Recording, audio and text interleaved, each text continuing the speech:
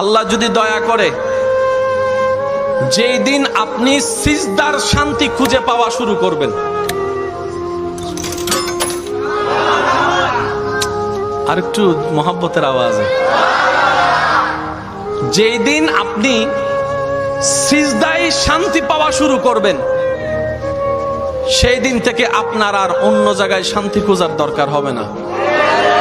এখন অনেকে শান্তি খুঁজে মন খারাপ হলে গান শুনে, জোরে বলেন না, কিন্তু এক গান আজীবন ভালো লাগে।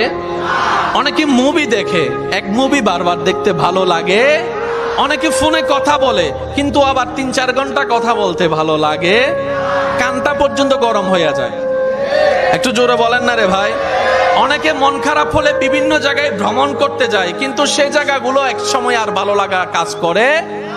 কিন্তু যেই দিন থেকে আপনি সিজদার প্রেমে পড়ে যাবেন, রবের দরবারে সিজদার স্বাদ পাওয়া শুরু করবেন, সেদিন থেকে আপনার আর কষ্ট করে অন্যের কাছে সুখের ভিক্ষাও করতে হবে না, টাকা খরচ করে কোথাও আপনাকে ঘুরতেও যেতে হবে না।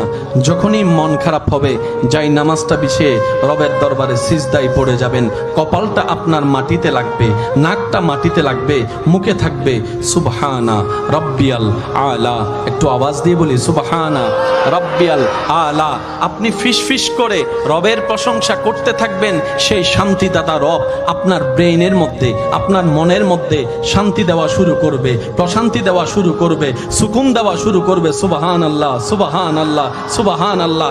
আপনি তখন বুঝতে পারবেন এই শান্তি কত জায়গায় খুঁজেছি, এই শান্তি পাওয়ার আশায়, সুখ পাওয়ার আশায় কতজনের দ্বারে ভিক্ষা, মায়ার ভালোবাসার ভিক্ষা করেছি, জীবনে কখনো পাই নাই এমন শান্তি যেটা রবের দরবারে সিজদায় গিয়ে শান্তি মিলেছে।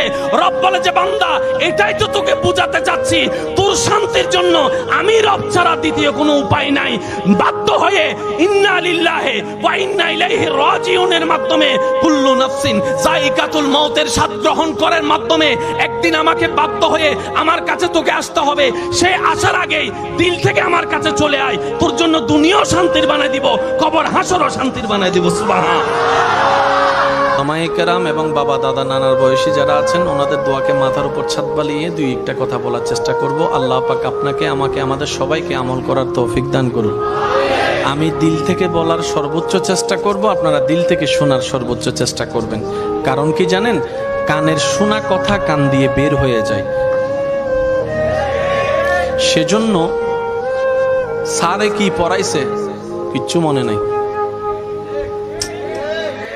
সত্যি যেটা সেটা বলেন না, ঠিক কিনা? কিন্তু 5 বছর আগে কে আপনারা গালি দিছে সেটা কিন্তু নাম ঠিকানা সহ মনে আছে। কারণ কি জানেন, পড়াটা আপনি এখানে রেখেছেন, গালিটা আপনি এখানে রেখেছেন। রাখা দরকার ছিল পড়াটা এখানে, গালিটা এখানে। আমরা সবসময় উল্টা কাজ করাকে বেশি পছন্দ।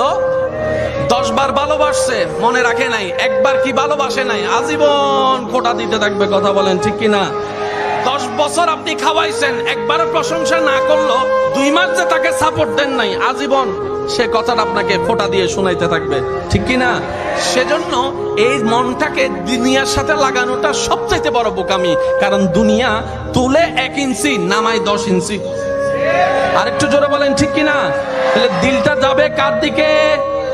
আর একটু জোরে বলেন, দিলটা যাবে কার দিকে?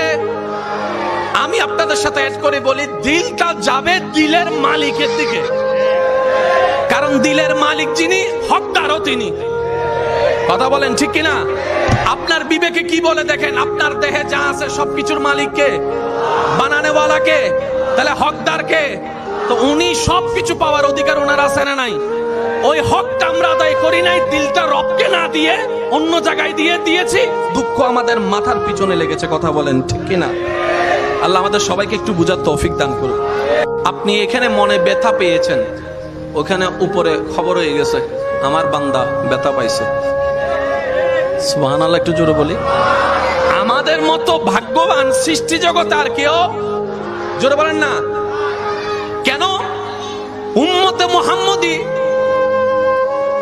হাসলে হয়ে যায় সদকায়ে জারিয়ার সওয়াব। উম্মতে মুহাম্মদী ভাই ভাইয়ের সাথে হেসে কথা বললে সদকায়ে জারিয়ার সওয়াব। মন ভেঙ্গে সিজদায় পড়ে চোখের পানি ফেলে কান্না করলে রব করে দেয় গুনাহ মাফ। হাসলো বেনিফিট, কানলো বেনিফিট। এত সুযোগ রব্বুল আলামিন আমাদেরকে যা দিয়েছেন, এরকম সুযোগ অন্য কাউকে। এরপরও যদি জান্নাত আমরা না পাই, এর চাইতে বড় দুঃখ, দুর্ভাগ্য আর কিচ্ছু হতে পারে। সেজন্য আমি অনুরোধ করব, আমার ভাইয়েরা, যদি আমার বোনেরা শুনে থাকেন, শ্রদ্ধার সাথে বলবো, ভালোবাসার সাথে বলবো, প্রত্যেকটা শব্দ নোট করার চেষ্টা করবেন, জীবনের সাথে মিলানোর চেষ্টা করবেন। মিললে নিবেন, না মিললে নেওয়ার কোনো দরকার, কারণ ইসলাম জোরাজুরি পছন্দ করে না। কি বলেন আপনারা? আপনাদের এলাকার ইমাম সাহেবের কাছে যদি কাউকে ইসলাম ধর্ম গ্রহণ করার জন্য কেউ আনে, দেখবেন ওই আলেম, ওই হুজুর সর্বপ্রথম সেই ব্যক্তিকে একটা প্রশ্ন করবে, ভাই আপনি কি নিজের ইচ্ছাই এসেছেন নাকি আপনাকে জোর করা হয়েছে? যদি সেই ব্যক্তি বলে হুজুর আমি আসি নাই, আমাকে মারার ভয় দেখিয়েছে, পিস্তলের ভয় দেখিয়েছে, আপনার এলাকার সেই সম্মানিত আলেম জীবনে কখন ওনাকে কালিমা পড়াবে? কেন? হুজুর বলবেন ইসলাম ভালোবাসার সাথে স্বাগতম জানাই, আক্রমণ দিয়ে স্বাগতম জানানো পছন্দ করে। এটা উন্মুক্ত দরজা, ভালোবাসার দরজা। রাতের 3টা বাজেও যদি কেউ দিল থেকে ভালোবেসে আসতে চায়, কালিমা পড়ে ইসলামের ছায়া তলে আসতে পারবে। কথা বলেন ঠিক কিনা? আল্লাহ পাক আমাদের সবাইকে বুঝার, আমল করার তৌফিক দান করুক।